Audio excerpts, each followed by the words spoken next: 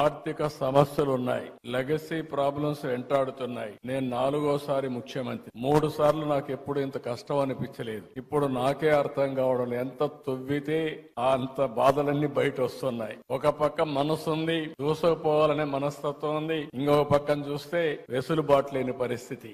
ఓసారి చిన్న చిన్న కష్టాలు వచ్చినప్పుడు 4-5 సార్లు కూర్చుంటే సమస్యకు పరిష్కారం దొరుకుతుందేమో గానీ ఈ 6 నెలల నుంచి నేను రాత్రింబగళ్ళు ఆలోచిస్తున్నా, పట్టుదలగా పరిశోధిస్తున్నా. అయినా కూడా ఇప్పటికి కూడా నాకు ఒక దారి దొరకలేదంటే ఎంత డ్యామేజ్ జరిగిందో మీరందరూ గుర్తుపెట్టుకోవాల్సిన అవసరం ఉంది. అయితే కానీ నాకు ఒక బాధ్యత మీరందరూ ఇచ్చారు. ఆ బాధ్యతతో తప్పకుండా ఎట్టి పరిస్థితిలో మళ్లీ పూర్వ వైభవం తీసుకొచ్చే వరకు వదిలిపెట్టనని చెప్పి కూడా మీ అందరికి హామీ ఇస్తున్నా.